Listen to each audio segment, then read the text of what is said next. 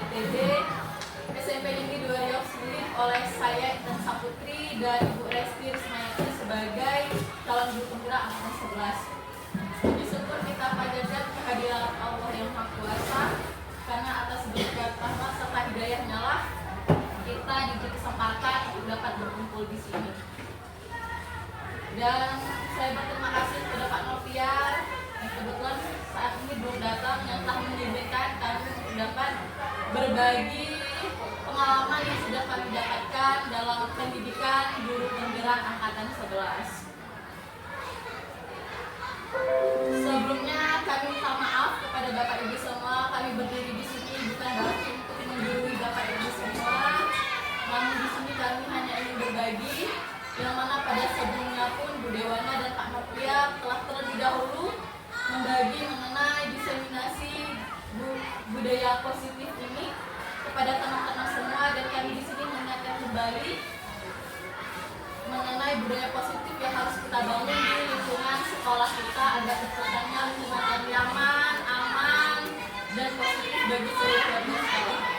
Sebelum memulai kegiatan ini, agar kegiatan ini berjalan dengan lancar, ada baiknya kita berdoa terlebih dahulu. Dalam hal ini akan dipimpin oleh Bapak Anwar. Kepada Bapak Anwar, kami persilahkan.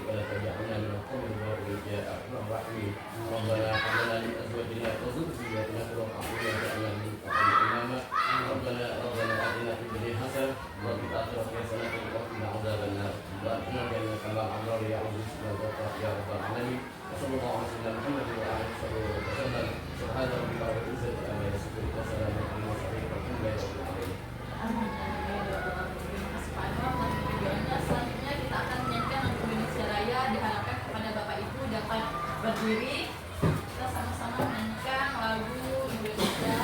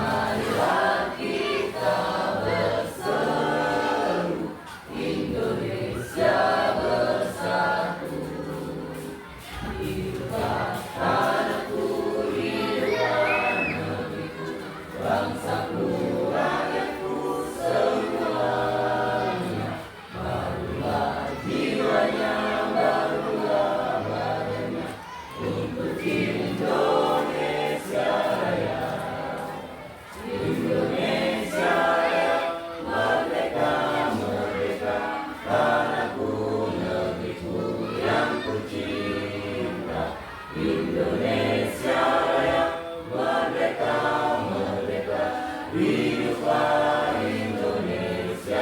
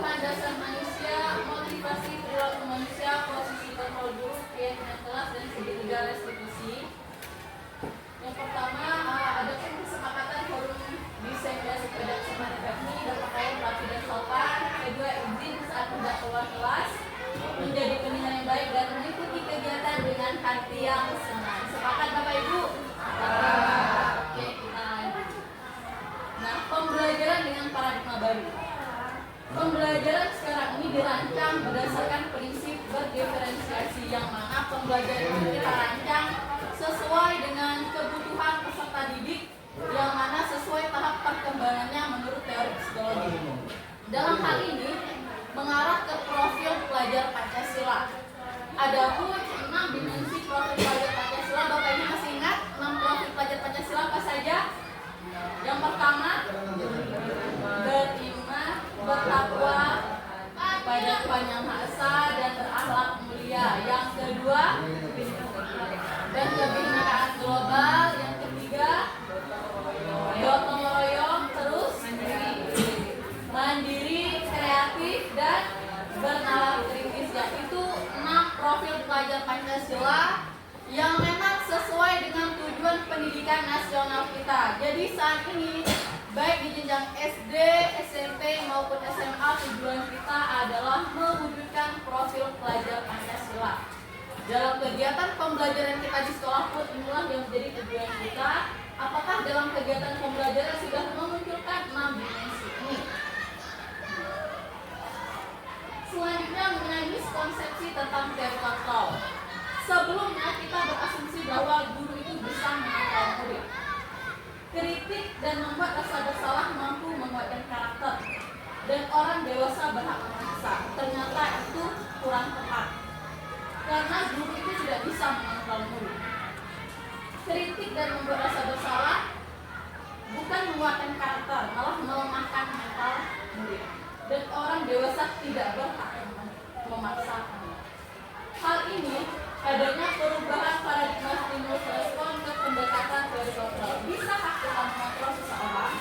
Di sini saya akan fokus ke teori kontrol. Kalau sebelumnya kita beranggapan kebutuhan kita sama, padahal pada teori kontrol kebutuhan kita itu berbeda. Semua orang memiliki gambaran yang berbeda atau pandangan yang berbeda. Menurut teori kontrol, kita harus berusaha memahami pandangan orang lain tentang dunia.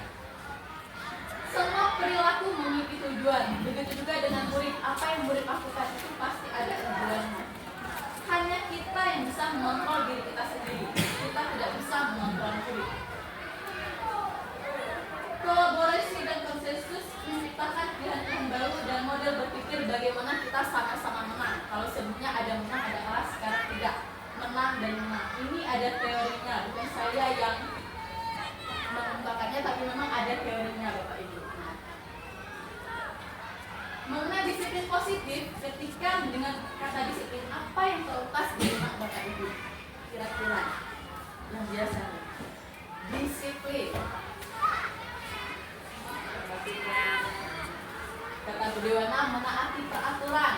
Yang lainnya, kalau kata disiplin memang identik dengan menaati peraturan, ya, yang biasa kita pahami. Ternyata Bapak Ibu, memang kita memahami kata disiplin itu sebagai tata tertib. Adanya tata tertib yang harus dipatuhi. Sesuatu yang teratur, berupa peraturan yang ketika tidak dilaksanakan itu akan adanya hukuman. Itu makna disiplin yang kita pahami. Ternyata disiplin positif itu adalah suatu pendekatan menerapkan disiplin dari dalam diri anak tanpa adanya hukuman. Jadi untuk mendisiplinkan anak, kita tidak perlu adanya hukuman untuk anak. Kita harus memunculkan motivasi dari dalam anak bagaimana dia bisa melakukan sesuatu itu sesuai jalurnya, sesuai waktunya. Disiplin positif ini merupakan cara mengontrol diri kita, cara menguasai diri untuk memilih tindakan yang mengacu kepada nilai-nilai yang kita hargai atau tercapai. Ya, disiplin itu bagaimana kita meyakini nilai-nilai yang kita yakini yang menjadi pedoman kita dalam berperilaku.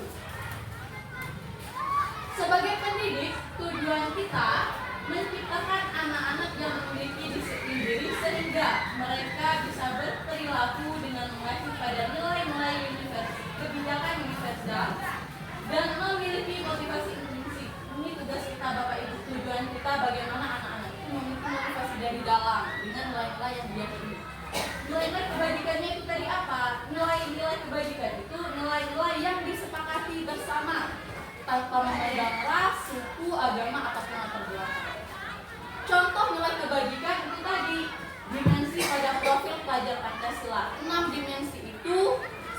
mengacu pada nilai-nilai kebajikan. Jadi keenam nilai ini harus diyakini oleh murid kita dalam berpedoman mereka berperilaku.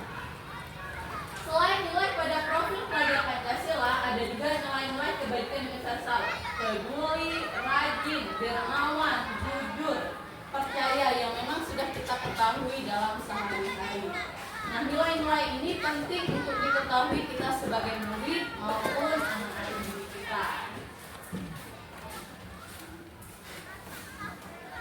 Dalam berperilaku, seseorang berperilaku itu dilatar belakangi oleh motivasi intrinsik dan ekstrinsik.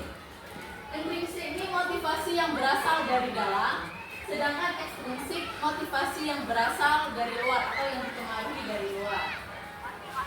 Nah, seseorang berperilaku itu pertama bisa saja untuk menghindari hukuman atau ketidaknyamanan, kedua mendapatkan penghargaan. Kedua poin ini adalah motivasi dari luar atau ekstrinsik. Sedangkan motivasi dari intrinsik itu menghargai diri akan nilai-nilai yang kita yakini. Seperti misalnya kita datang mengajar tepat waktu, apakah untuk menghindari hukuman, menghindari ketidaknyamanan, menghindari teguran dari atasan, atau untuk mendapatkan penghargaan, atau karena kita menghargai diri kita, meyakini nilai-nilai tanggung jawab, bahwa kita bertanggung jawab untuk hadir tepat waktu untuk mendidik anak-anak didik kita. Itu contoh pada guru. Jadi semua motivasi itu, semua perilaku itu pasti ada motivasinya, entah baik itu ekstrinsik ataupun intrinsik. Menghindari hukuman atau ketidaknyamanan itu adalah motivasi paling rendah. Motivasi paling tinggi itu adalah kita melakukan sesuatu karena kita menghargai diri kita dengan meyakini nilai-nilai kebajikan yang kita yakini. Selanjutnya, 5 kebutuhan dasar manusia. Nah, ini ada 5 kebutuhan dasar kita, Bapak Ibu. Yang pertama, bertahan hidup. Kedua, kasih sayang dan rasa diterima. Ketiga, penguasaan, kesenangan, dan kebebasan. Semua ini harus dipenuhi, Bapak Ibu, baik kita sebagai guru ataupun murid. Kita sebagai guru harus penuhi kelima ini. Entah yang kita peroleh dari keluarga kita sendiri atau dari lingkungan kerja kita. Begitu juga murid. Ketika salah satu saja tidak terpenuhi, kita ataupun murid pasti ada suatu masalah. Jadi ketika murid itu mengalami masalah, pasti ada salah satu atau lebih dari kebutuhannya yang tidak terpenuhi. Misalnya kita datang mengajar, tiba-tiba muka lesu, tidak semangat mengajar, pasti salah satu kebutuhannya ada yang tidak terpenuhi. Kata Bu Shirley, salah satunya kasih sayang, jadi kurang semangat mengajar. Nah, pada murid begitu dia kan, kalau murid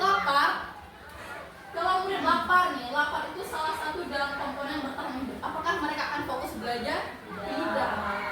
Harus terpenuhi dulu rasa laparnya, kemampuan bertahan hidupnya, baru dia bisa fokus. Intinya 5 kebutuhan ini harus dipenuhi, baik kita sebagai guru ataupun murid.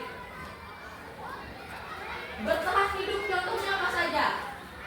Kita harus kita dalam keadaan kenyang, kita memiliki pakaian yang baik, yang pantas, kita sehat, memiliki rumah dan kebutuhan akan rasa aman. Ini kebutuhan bertahan hidup. Nah, contohnya bila ada seorang anak mengalami kelaparan dan orang tua tidak membawakan bekal untuknya, maka kebutuhan bertahan hidup akan makanan itu tidak terpenuhi. Yang kedua, kasih sayang dan rasa diterima. Saya yakin di sini kita itu penting untuk membangun koneksi baik dengan teman, kekasih, pasangan, keluarga atau kelompok di mana kita bergabung. Jika tidak diterima, pasti kita akan mencari perhatian ke siapa itu. Yang penting kita mendapatkan rasa kasih sayang atau rasa diterima.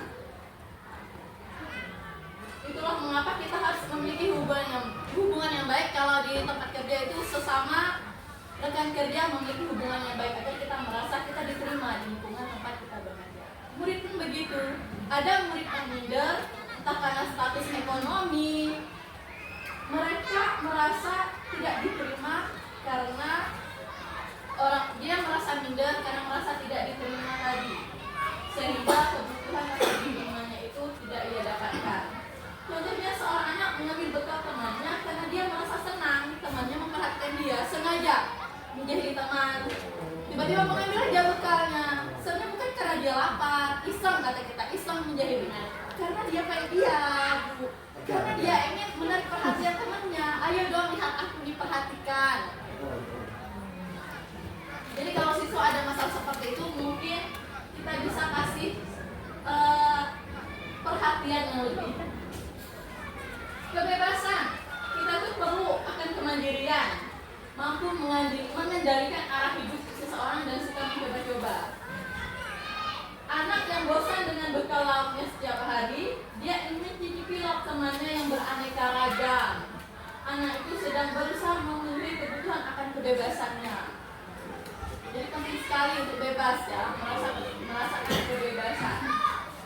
Penguasaan, perasaan didengar dan memiliki harga diri, dianggap berharga, diakui dan dihormati.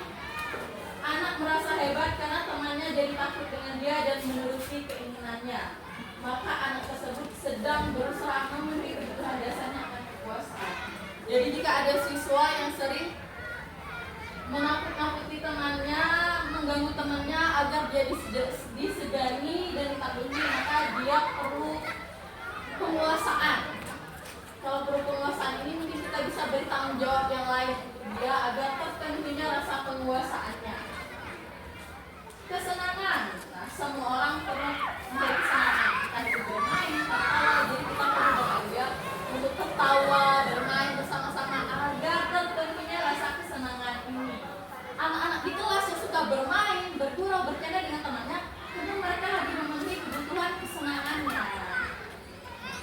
Dalam pemenuhan 5 kebutuhan dasar ini, baik itu di rumah maupun di lingkungan sekolah, itu semuanya harus terpenuhi. Jadi kita sebagai guru pun ketika siswa ada masalah, mungkin bisa memberikan solusi ke orang tua, bertanya apakah 5 kebutuhan dasar tersebut dipenuhi oleh siswa. Maka agar kita bisa bekerja sama dengan orang tua, bagaimana kebutuhan 5 dasar anak tersebut bisa terpenuhi di rumah. Sampai ini Bapak Ibu barangkali ini biar karena materinya banyak, biar nggak kelupaan tadi tentang materi disiplin positif, motivasi perilaku, 5 kebutuhan dasar dan perubahan paradigma pembelajaran. Adakah di sini Bapak Ibu yang ingin bertanya? Silahkan atau memberikan tanggapan, komentar, masukan ya, kami persilahkan. Atau sudah paham setelah dibagi? Lanjut, mau ice breaking nggak? Kita nyanyi aja ya Bapak Ibu. Mohon maaf untuk Imran dan Ayah wajib ikut ya. Kalau bapak-bapak agak malu. Nah, kita ice breakingnya kita nyanyi lagu Potong Bebek Angsa, tapi sebelah sini bukan potong bebek angsanya tapi pakai wak wak wak wak wak. Sebelah sini pakai wak wak wak wak wak. Habis Pak, Sebelah sini pakai wik wik wik wik wik. Bisa diikuti Bapak Ibu? ya boleh. Jadi kalau sebelah sini wak wak wak wak wak wak wak wak wak wak wak wak. Bisa ya Bapak Ibu? Mulai ya. 1, 2, 3.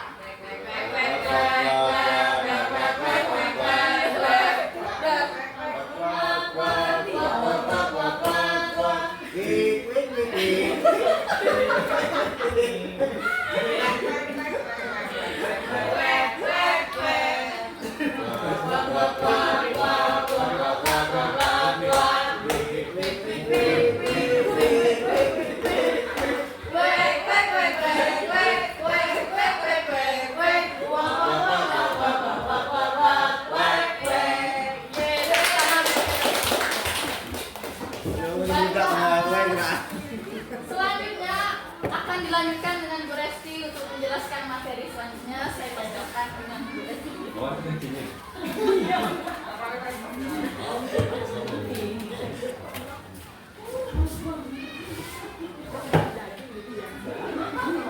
Assalamualaikum warahmatullahi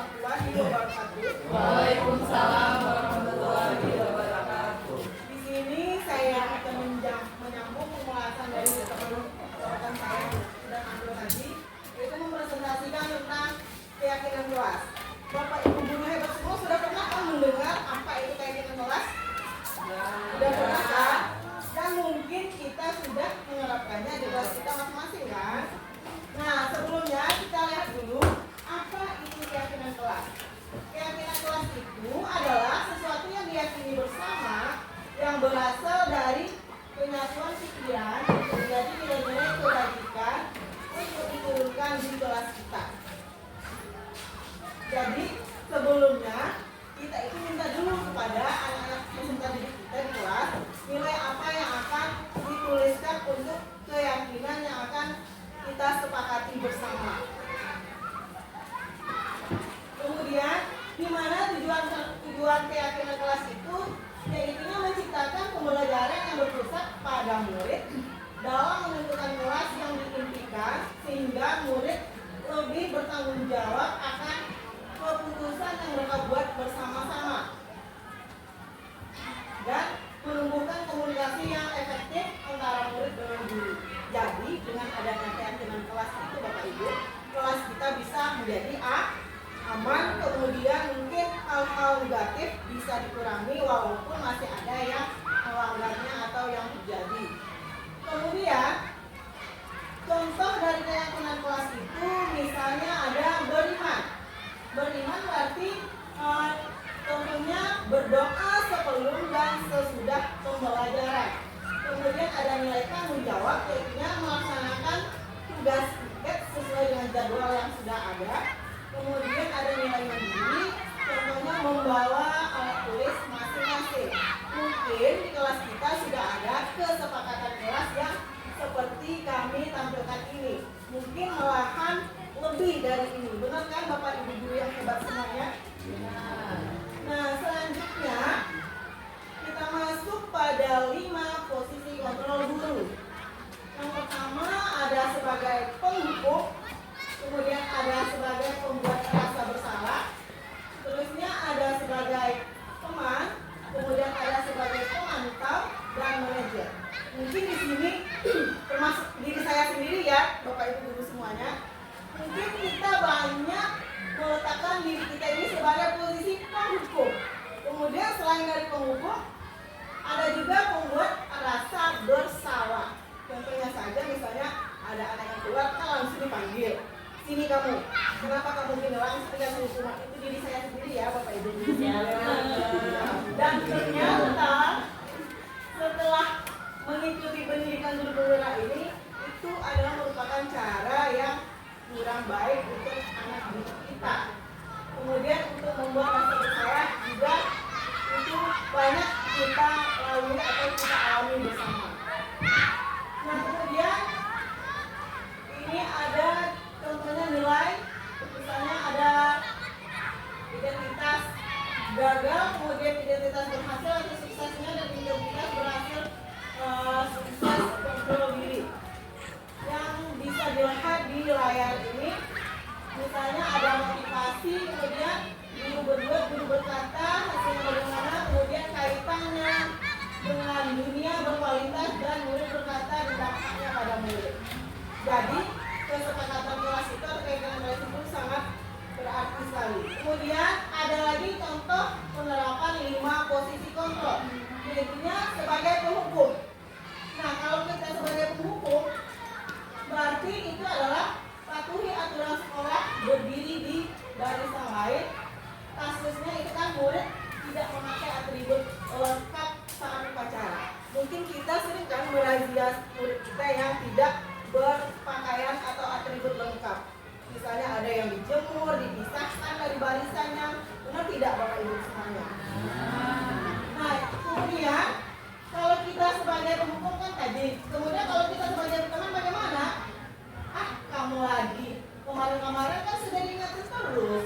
Ya sudah, gabung aja dengan temanmu yang lain, untung ada ibu. Nah itu berarti kita nilainya sebagai teman. Kita menganggap anak itu teman kita, tapi kita itu ada juga yang Bapak Ibu ya, salahnya kita kalau sebagai posisi sebagai teman, kita tidak boleh terlalu dekat dengan anak, karena anak itu akan melunjak, akan tidak menghargai kita.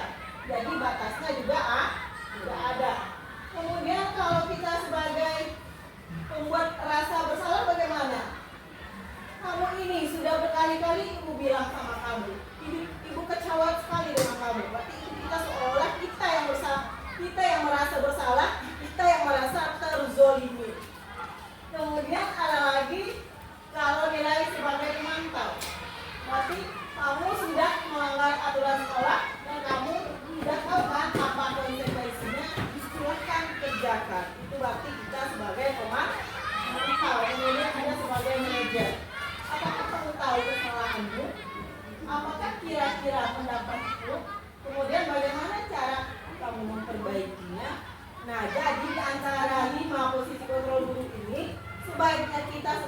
seorang guru harus memiliki posisi manajer. Karena apa?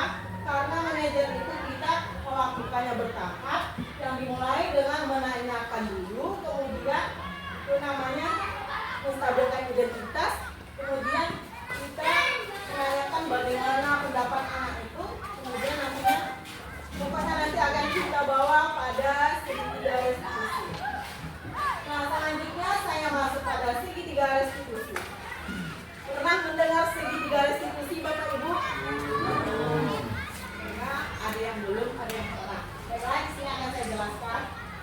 Restitusi itu adalah proses menciptakan kondisi murid untuk memperbaiki kesalahan mereka sehingga mereka bisa kembali pada kelompok mereka dengan karakter yang kuat. Itu menurut dosen tahun 2004. Nah, kemudian di segitiga restitusi ini, langkah pertama sebelumnya sudah saya singgung sedikit, yaitu menstabilkan identitas. Kemudian langkah kedua yaitu validasi tindakan yang salah. Terus yang ketiga barulah kita menanyakan keyakinan. Nah, menstabilkan identitas, validasi tindakan yang salah, dan menanyakan keyakinan itu adalah langkah-langkahnya. Selanjutnya kita masuk pada langkah yang pertama yaitu menstabilkan identitas. Nah, jadi bagian dasar dari segitiga restitusi ini bertujuan untuk mengubah identitas anak dari orang yang gagal karena melakukan suatu kesalahan menjadi orang yang sukses. Mungkin di sini kita sebagai seorang guru berkata dengan berbuat salah itu hal yang manusiawi. Kemudian ada juga tidak ada manusia yang sempurna. Kemudian bapak atau ibu guru juga pernah melakukan kesalahan atau berbuat salah. Kemudian kita pasti bisa menyelesaikan masalah ini. Selanjutnya bisa juga kalimatnya bapak atau ibu guru tidak tertarik untuk mencari siapa yang salah atau siapa yang benar. Kemudian kalau kamu menyalahkan diri sendiri terus, apakah kamu bersikap baik pada diri sendiri? Nah, ini adalah langkah untuk kita menanyakan atau menggali suatu kesalahan yang telah diperbuat oleh anak didik kita, Bapak Ibu. Jadi kita tidak boleh selalu menuduh, langsung terkasih hukuman. Jadi tidak boleh lagi ya Bapak Ibu semuanya. Nah, selanjutnya ada validasi tindakan yang salah.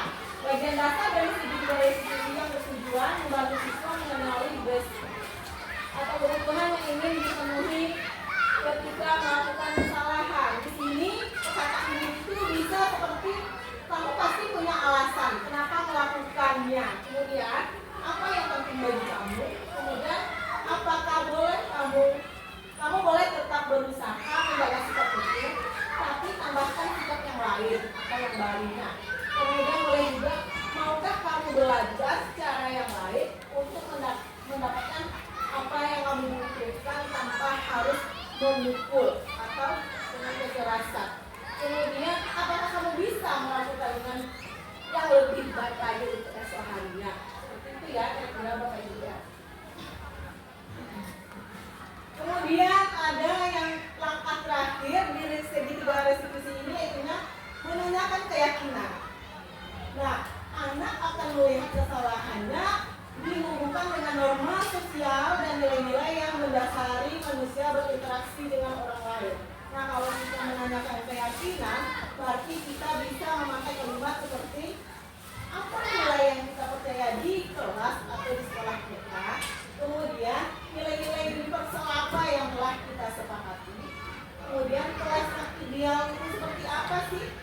Terus apakah kamu ingin menjadi anak seperti yang bagaimana atau yang apa? Kemudian apakah yang kamu rasakan ketika kamu melakukan itu? Kemudian kamu menjaga orang seperti apa? Ingin menjadi orang yang seperti apa? Begitu ya Bapak Ibu. Karena kan sebelumnya kelas kita itu kan sudah mempunyai keyakinan kelas yang sudah disepakati bersama. Nah, kita lihat di keyakinan itu nilai mana yang dilanggar oleh siswa kita. Misalnya nanti ada yang tidak jujur. Nah, nanti kasusnya juga ada. Misalnya ini kasus yang terjadi di kelas pada saat saya mengajar. belajar, Febri-nya kelas 9A. Ada salah satu siswa,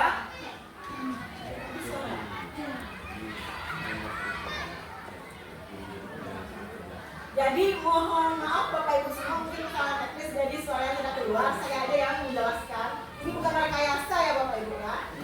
Ini adalah kejadian atau peristiwa yang terjadi di kelas 9A, bahwa pada saat melaksanakan asesmen kemarin itu pada mata pelajaran IPA, ada salah seorang siswa yang bernama Selvi, yang mana Selvi ini dulunya dia kan merupakan anak yang rajin, kemudian termasuk pintar. Tetapi kenapa setelah kelas 9 ini pada saat melakukan tes tersebut dia kelilingan kayak bingung, kemudian lama kelamaan dia mencari celah untuk mencontek siswa dari temannya.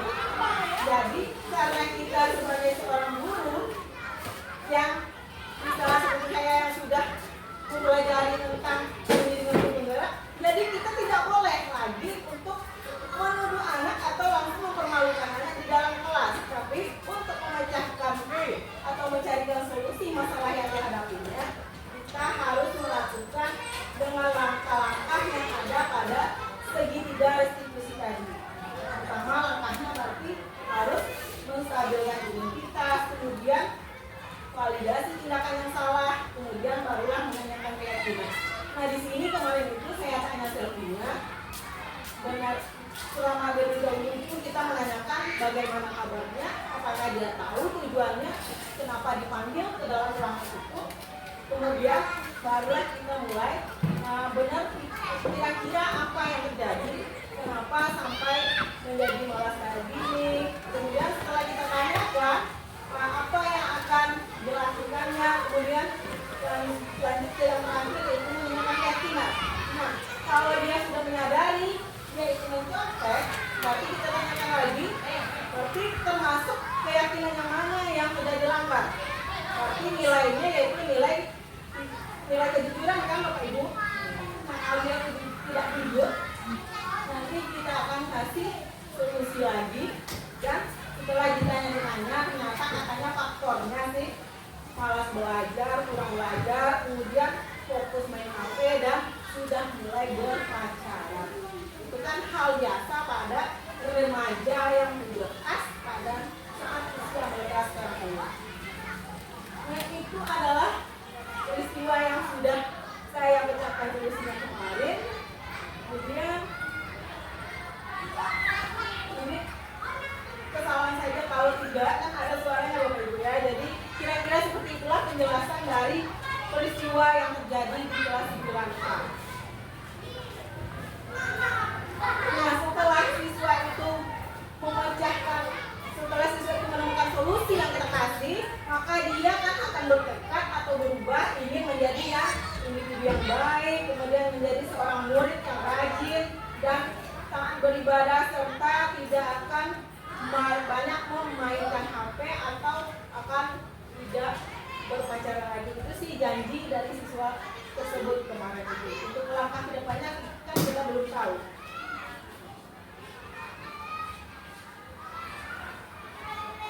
Nah, demikianlah penjelasan saya hari ini. Kira-kira Bapak atau Ibu guru ada yang ingin ditanyakan? Ada yang bertanya silahkan, ataupun ingin memberikan masukan silahkan. Sedikit kemudian lebih interaktif ya, lebih interaktif kan karena ini penilaian. Pertama kita masuk kepada budaya sekolah, budaya positif. Jadi ada budaya, ada positif, artinya ada nilai-nilai yang memang menjadi nilai tersendiri bagi sekolah.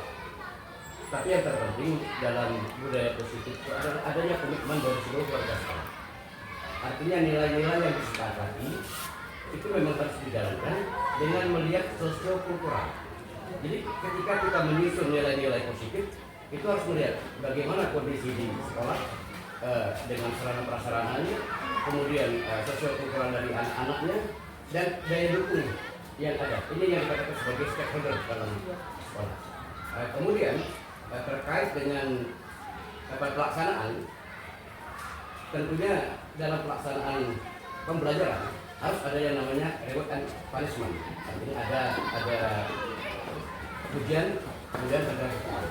Nah, yang terpenting di konsep Merdeka Belajar bahwa dalam memberikan punishment, hukuman kepada anak-anak itu tidak menyentuh aspek psikologis anak. Jadi artinya bagaimana kita sebagai seorang guru bisa memelihara proses pelaksanaan pendidikan yang bervariatif, kemudian membuat anak menjadi senang. Kan konsepnya demikian. Artinya anak-anak tidak merasa tertekan, tapi dengan kehadiran kita anak-anak merasa terlindungi. Ini konsep pembelajaran yang aman tadi. Jadi dalam proses pembelajaran Merdeka Belajar ini, bagaimana kita memerdekakan anak dengan konsep kita tersendiri, kemudian lebih kepada menghargai psikologis anak. Masih. Nanti Bapak akan bagaimana menguatkan. Terima kasih Bapak atas masukannya untuk kami hari ini, dan masukannya sangat bermanfaat sekali bagi kami. Bapak Ibu guru yang lain, ada yang ingin menambahkan juga atau ingin bertanya? Kami silakan. Soal 3. Miss Elia.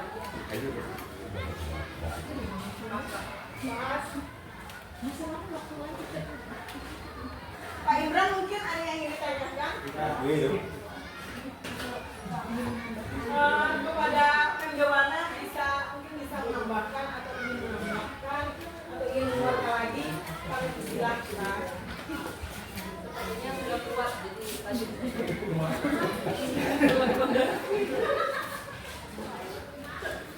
Berarti Bapak Ibu guru hebat yang ada di ruangan ini semuanya sudah mengerti ya, sudah paham.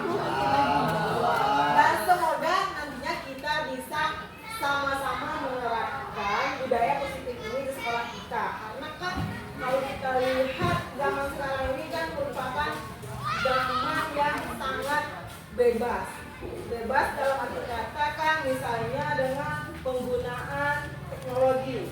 Bisa berupa yang jadi racun itu kan satu Bapak Ibu semua, yaitu gadget atau HP. Itulah yang membunuh karakter dari pelajar kita saat ini. Sebenarnya sih kemajuan teknologi itu sangat bermanfaat sekali kalau bisa mereka gunakan dengan sebaiknya. Karena dengan adanya kemajuan teknologi itu kan bisa menggali ilmu atau berinovasi sehingga mereka itu tidak merasa kekurangan lagi dalam berteori. Tapi kebanyakan dari siswa kita ini kan malas, termasuk mungkin dan juga ada yang seperti itu sedikit. Dan semoga nantinya kita bisa lebih berinovasi lagi dan berkreatif lagi bersama. Bu Esti, Ya Pak, izin silakan. bertanya, ada pertanyaan. Silakan Pak Anda.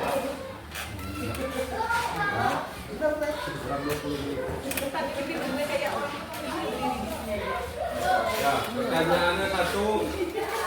Terkadang ini cuma nih cara kita menyebarkan budaya positif. Yang pertama adalah misalnya untuk Kubela. Kuni sering marah ke orang, misal anak-anak kelas. Padahal sering kelas. Nah, sekali ku datang telat, sekali ku datang cepat, ku malah marah-marah ke anak-anaknya. Nah, apa yang harus ku lakukan untuk memperbaiki diri Kuni biar Kuni bisa menjadi pribadi yang lebih positif, jangan menjadi orang yang merasa benar di baik.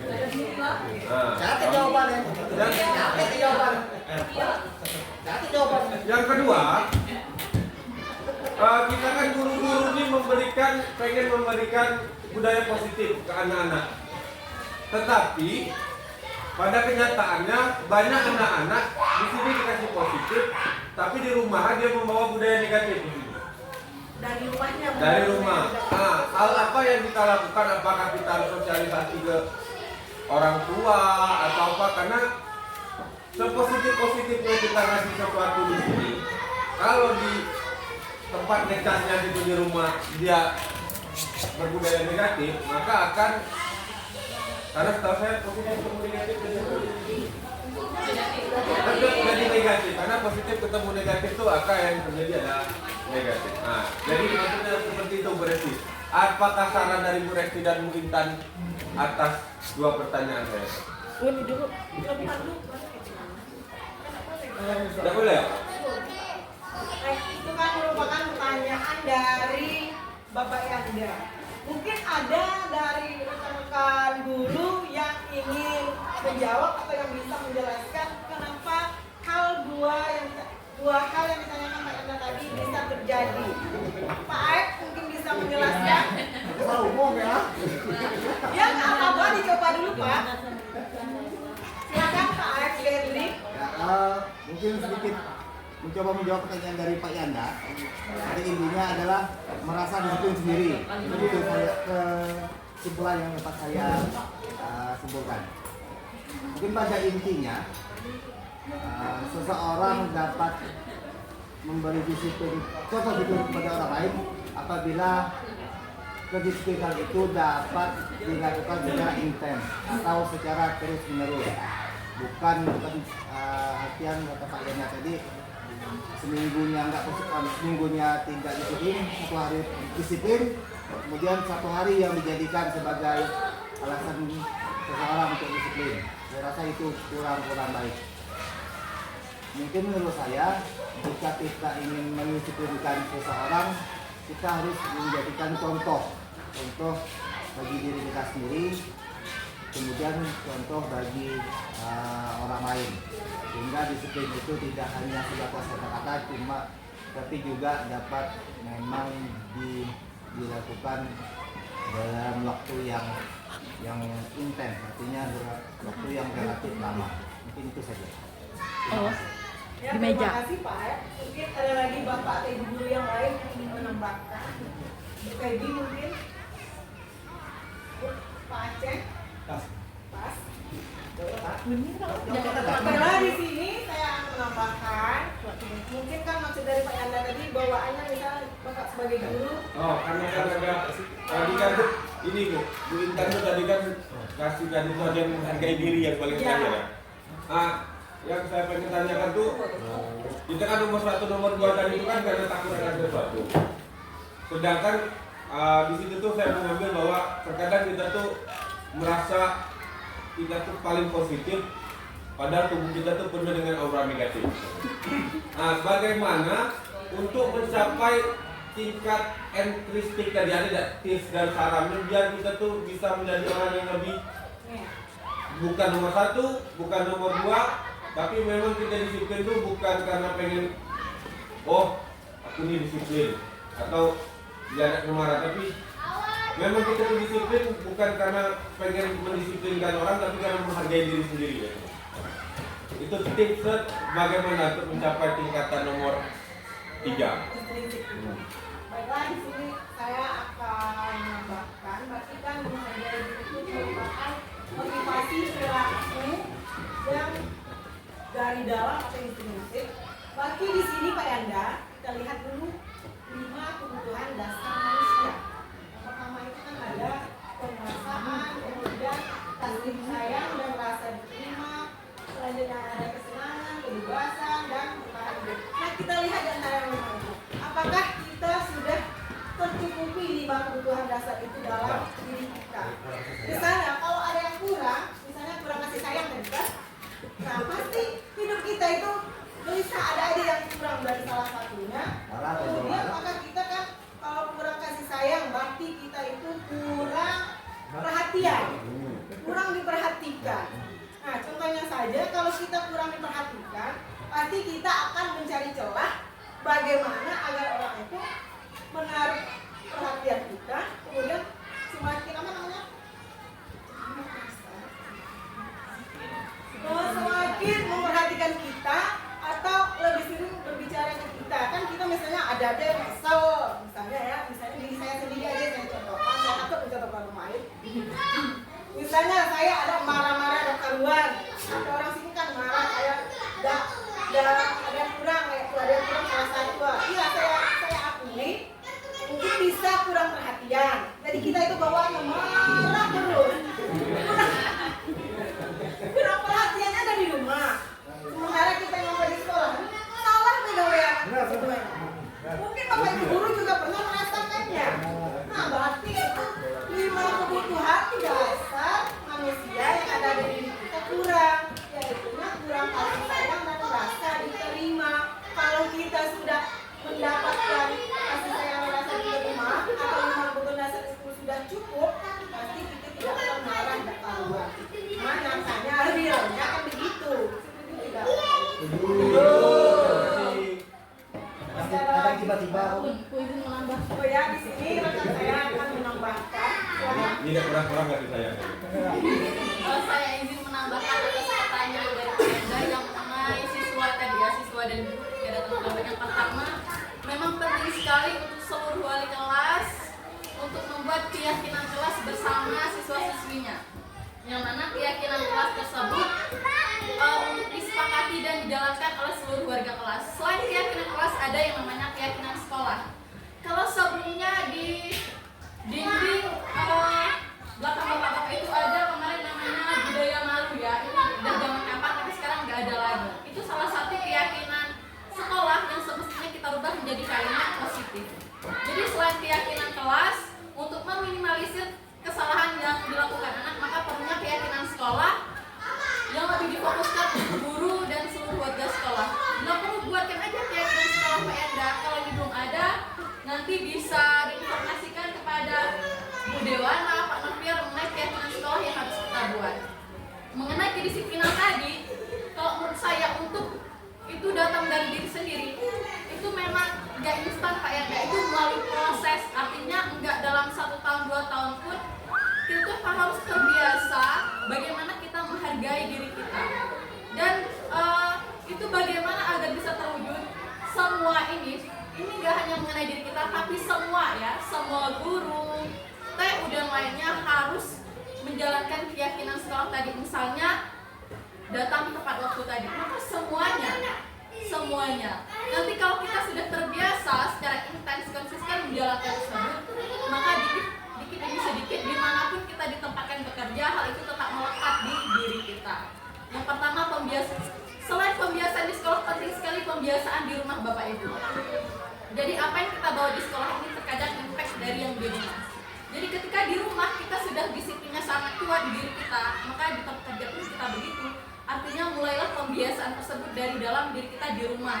Kalau kita umat muslim, mohon maaf, misalnya guru gedung disiplin melaksanakan sholat tepat waktu, itu mungkin salah satu hal kecil. Atau kita menargetkan jam 4 pagi itu sudah bangun. Ketika kita sudah mendisiplinkan hal tersebut, nilai yang kita yakini agar kita hidupnya lebih sehat, bangun pagi itu menjadikan tubuh lebih kuat, sehat, begitu ya Pak Yanda mengenai pertanyaan pertama. Terus yang kedua, kalau di sekolah anak-anak tuh budayanya positif tapi di rumah negatif.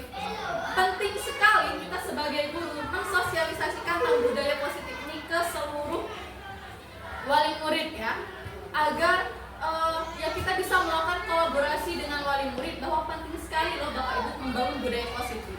Karena budaya positif ini tidak hanya untuk di sekolah, di rumah juga diperlukan, di keluarga kita, dan kan di sekolah, di rumah kita masing-masing.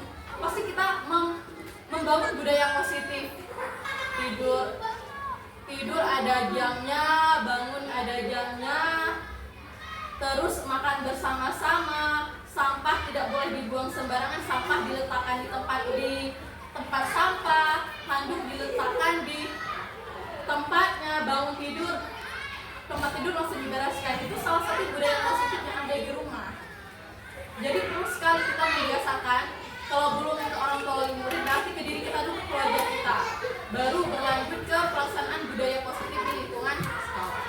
Nah, ini yang ada yang saya tanyakan, menurut Bapak Ibu, bagaimana penerapan budaya positif di lingkungan sekolah kita? Apakah ada yang perlu diperbaiki atau adakah yang sudah baik yang harus kita tingkatkan, atau adakah yang perlu diperbaiki? Menurut Bapak Ibu, silakan Bu Dewana, kata Bu Dewana tadi ada, bisa Bu Dewana mengemukakan pendapatnya. menurut saya ya seperti yang dikatakan oleh Pak Yanda tadi, misalnya siswa kita datang terlambat, kita merasa tidak apa-apa, tapi ketika siswa datang terlambat kita marah-marah.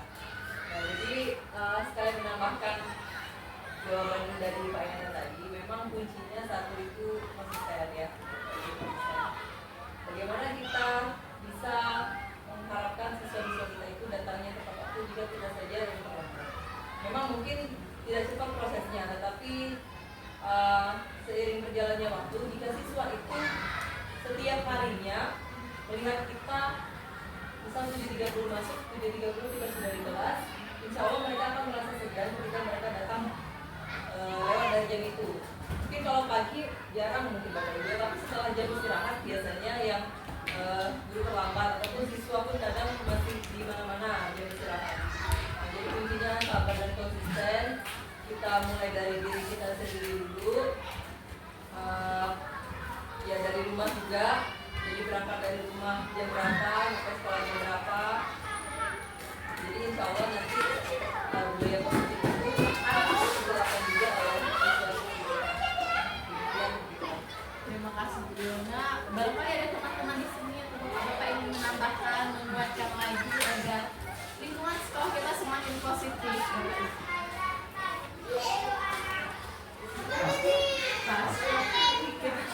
Pak Nima kuliah. Silakan Bu. Dulu.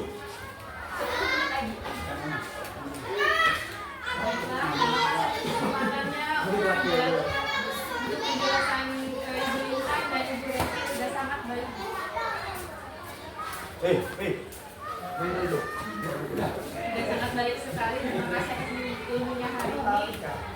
Ingin menambahkan sedikit, menambahkan yang telah dijawab oleh Ibu Resi, Ibu Intan, dan tambahkan oleh Ibu Dewana.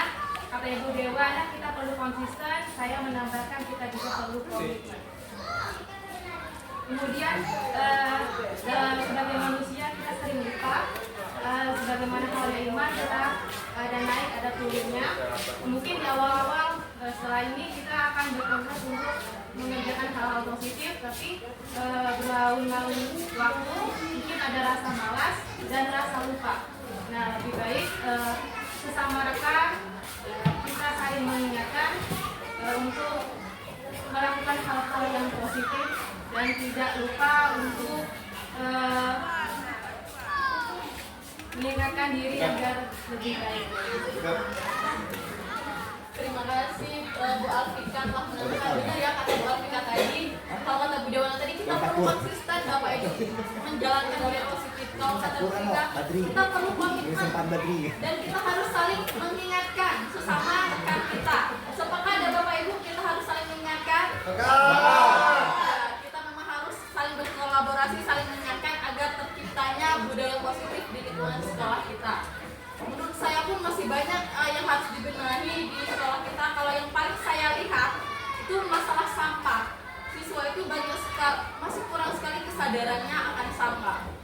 Nah, mungkin itu bisa dimulai dari diri kita dulu Bapak Ibu. Kalau kita menghasilkan sampah, buang di tempat sampah, agar siswa pun bisa melakukan hal yang sama. Karena jujur saya terkadang cukup risih, masih banyak sampah di depan kelas padahal itu masih pagi. Entah karena siswa yang tidak piket atau siswa yang sudah piket namun temannya masih saja membuang sampah di halaman tersebut, bukan di tempat sampah.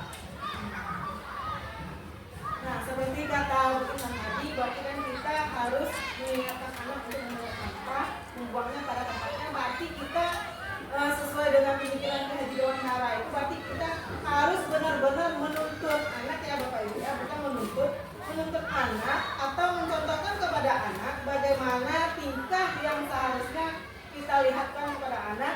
Kalau tentang sampah, berarti kita contohkan, kita ambil dulu sampahnya, kita arahkan anak untuk buangnya di sini, di tempat sampah ini, dan jangan ada lagi yang membuang sembarangan. Berarti itu sama kita dengan menuntut. Kalau kita sudah menuntut anak nantinya, berarti insya Allah nanti anak akan mengikuti langkah yang baik yang sudah kita contohkan kepada mereka. Kemudian kalau kita juga sudah berkolaborasi dengan rekan merawat dengan warga sekolah, maka otomatis nantinya kerjasama itu akan terjalin dengan baik dan kekompakan akan tercipta sehingga budaya positif di sekolah kita ini insya Allah bisa kita wujudkan bersama sehingga visi dan misi sekolah kita bisa terwujudkan nantinya Bapak Ibu. Saya ingin menambahkan lagi ya Bapak Ibu mengenai bahwa kami di sini pun masih belajar. Harapannya kita di sini dapat saling belajar. Nah, mengenai posisi kontrol dari Bapak Ibu kan saya juga tuh sering sekali setiap kali siswa bermasalah gak jauh dari menghukum, membuat rasa bersalah, padahal itu sangat salah sekali. Kalau di teori yang saya pelajari, yang kami pelajari, kalau kita tidak bisa melakukan posisi sebagai manajer, paling tidak kita itu berada di posisi teman atau pemantau. Tapi tidak selamanya kita berada di posisi teman atau pemantau. Kita harus merubah diri kita, bagaimana kita bertahap dari seorang teman, pemantau, sehingga kita menjadi seorang manajer dalam menyelesaikan permasalahan siswa tadi. Seperti yang telah dijelaskan Bu Resti tadi, bahwa untuk menjadi seorang manajer kita menerapkan segitiga restitusi tadi yang ada 3 tahapan. Namun tidak semua masalah itu bisa diselesaikan dengan segitiga restitusi. Seperti masalah kekerasan itu tidak bisa dengan segitiga restitusi, ada cara lainnya. Ketika segitiga restitusi tidak berhasil, maka kita bisa menggunakan cara lain yang lebih efektif untuk menyelesaikan masalah tersebut. Sekali lagi, tujuan dari untuk menyelesaikan masalah tersebut bagaimana agar anak itu merasa bertanggung jawab atas kesalahan yang mereka lakukan dan mereka bertanggung jawab memperbaikinya dengan nilai-nilai yang mereka miliki. Maukah Bapak Ibu di sini kita bergerak bersama-sama menghilangkan image penghukum dan pembuat rasa bersalah kita? Saya menyampaikan ini bukan berarti saya benar sudah menjadi seorang manajer ya Bapak Ibu, tidak. Saya juga masih hilaf, masih belajar, terkadang masih sebagai penghukum atau pembuat rasa bersalah. Nah kemudian kan kita banyaknya sebagai penghukum nih Bapak Ibu. Nah kita itu harus membedakan dulu antara hukuman dengan konsekuensi ya. Misalnya guru olahraga misalnya. Kalau guru olahraga telat anaknya masuk ke lapangan, terus disuruh push up 10 kali misalnya, apakah menurut Pak Aib itu sebuah hukuman atau konsekuensi? Konsekuensi. Ya benar sekali, itu merupakan sebuah konsekuensinya. Berarti di sini kita sudah paham apa itu yang dinamakan dengan hukuman dan apa juga yang dinamakan dengan konsekuensi. Mungkin Ibu Serli bisa membedakan antara hukuman dan konsekuensi. Kami persilahkan.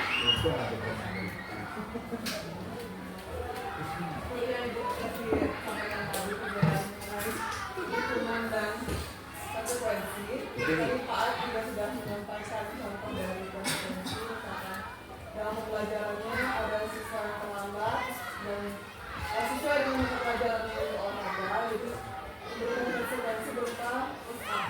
Jadi hukuman bisa jadi itu seperti saya sebagai guru IPA, ada anak saya yang masih terlambat, tapi saya malah memberikan hukuman berupa lari keliling lapangan. Oke, terima kasih Bu Sandi. Itu merupakan sebuah hukuman. Tapi dengan adanya kita mempelajari segitiga restitusi, ternyata kita sebagai seorang guru itu sebaiknya tidak memberikan hukuman langsung kepada siswa karena itu dapat berdampak pada anak, membuat anak menjadi minder atau malu dengan teman-temannya. Itu pun kami baru mempelajarinya dan ternyata selama ini saya sendiri banyak melakukan kesalahan. Ternyata itu tidak boleh di dalam melakukan penghukuman. Maka dari itu kita sebaiknya harus menjadi seorang manajer. Begitulah kira-kira Bapak Ibu semuanya.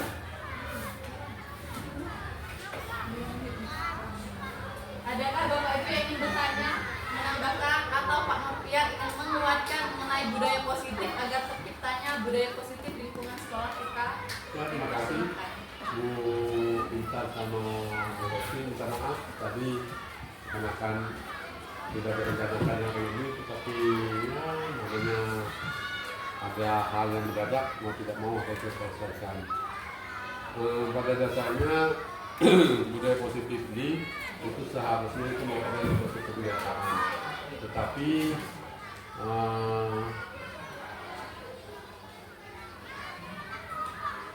yang namanya budaya positif, namanya budaya itu kan artinya sudah membudaya di suatu kalangan. Nah, dan itu sudah menjadi kebiasaan. Makanya pelaksanaan untuk budaya disiplin positif ini memang agak susah. Namun bukan berarti tidak bisa dilaksanakan. Salah satu contoh awalnya yang tidak bisa kita laksanakan ya kalau di kelas ada kesepakatan kelas atau keyakinan kelas. Lalu untuk guru mapelnya ada kesepakatan antara guru mapel dengan siswa. Selama ini terserang aja tidak ada kebiasaan-kebiasaan untuk kita laksanakan, tetapi itu masih belum sempurna. Mudah-mudahan dengan adanya Bu Esti, Bu Intan, dan komitmen dari rekan-rekan kita semua, insya Allah yang namanya disiplin positif itu bisa kita laksanakan di sekolah, terkhusus yang dibilang yang telah dipaparkan oleh Bu Esti sama Bu Intan masalah restitusi tadi. Ya, kita memang masih ada kendala dalam hal penegakan seperti itu. Bukannya tidak bisa, tetapi baru belajar juga. Sedikit-sedikit insya Allah yang namanya restitusi itu insya Allah akan menjadi kebiasaan untuk mereka di sekolah itu. Itu aja, terima kasih.